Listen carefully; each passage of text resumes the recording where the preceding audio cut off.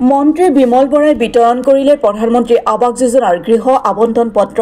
টিংখাঙত প্ৰধানমন্ত্ৰী আৱাস যোজনাৰ গৃহ আবণ্টন পত্ৰ বিতৰণ কাৰ্যসূচী 1624 গৰাকী হিতাধিকাৰীক আনুষ্ঠানিকভাৱে প্ৰদান কৰা হয় প্ৰধানমন্ত্ৰী আৱাস যোজনাৰ গৃহ আবণ্টন পত্ৰ। সমগ্ৰ ৰাজ্যৰ লগতে টিংখাঙতো প্ৰধানমন্ত্ৰী আৱাস যোজনাৰ গৃহ আবণ্টন পত্ৰ বিতৰণ কৰা হয়।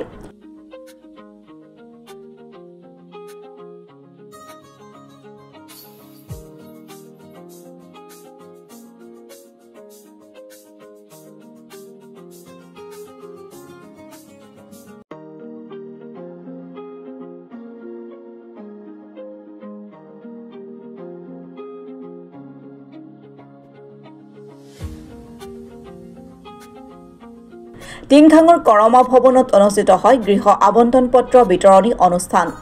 অসমৰ মুখ্যমন্ত্ৰীয়ে ভাৰ্চুৱেলি উদ্বোধন কৰাৰ পাছতেই আবণ্টন পত্ৰ বিতৰণ আৰম্ভ হয়। মুঠ 1624 গৰাকী হিতাধিকাৰীক আবণ্টন পত্ৰ বিতৰণ কৰে টিংখাং সমষ্টিৰ বিধায়ক তথা অসম চৰকাৰৰ কেবিনেট মন্ত্ৰী বিমল বৰাই। অনুষ্ঠানত টিংখাং সমজিলা আয়ুক্ত পৰীক্ষিত ফুকন, ৰাজহ চক্ৰ বিষয়া উপাসনা দুৱাৰাকে ধৰি আন বহু গণ্যমান্য ব্যক্তি উপস্থিত থাকে। উল্লেখ্য যে আবণ্টন পত্ৰ লাভ কৰি চৰকাৰক ধন্যবাদ জ্ঞাপন কৰে হিতাধিকাৰীসকলে।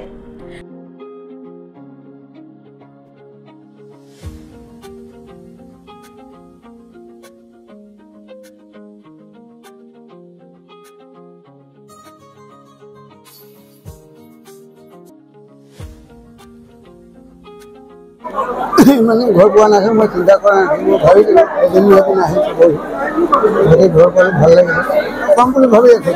মই এইটো পাৰ্টিতে কাম কৰিব কাৰ্যকৰ্তা হ'ব। চৰকাৰক আকৌ আমি চৰকাৰক মাতিম, আকৌ এইটো চৰকাৰে মাতিম। কাৰোবাৰ ঘৰ দিছিলে বেৰ নাই, কাৰোবাৰ বেৰ দিছিল টিং লগাইছিলে, এইবিলাক ফুটা লগাই দিয়ে, বেৰ নাই টিং নাই। সিহঁতৰ ফাংচন ধান্দা, ঘৰৰ ভেটি নাই। কংগ্ৰেছ পাৰ্টি কথা হয়।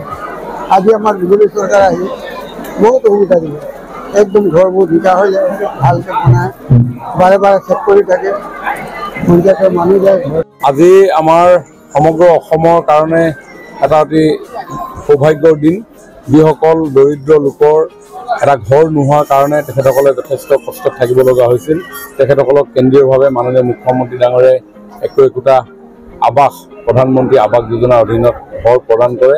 আৰু আমাৰ টিংখাং সমষ্টিটো 1624টা পৰিয়াললৈ এই আৱাস যোজনা আমি আৱাস গৃহ তেওঁলোকলৈ প্ৰদান কৰিছোঁ। আৰু মই ভাবোঁ সকলোৱে প্ৰগতি ঘৰৰ গৰাকী হোৱাৰ লগতে আগন্তুক দিনত তেওঁলোকে জীৱনৰ পৰিকল্পনাৰে সঠিক দিশেৰে আগুৱাই যাবৰ কাৰণে সাহস আৰু প্ৰেৰণা লাভ কৰিব।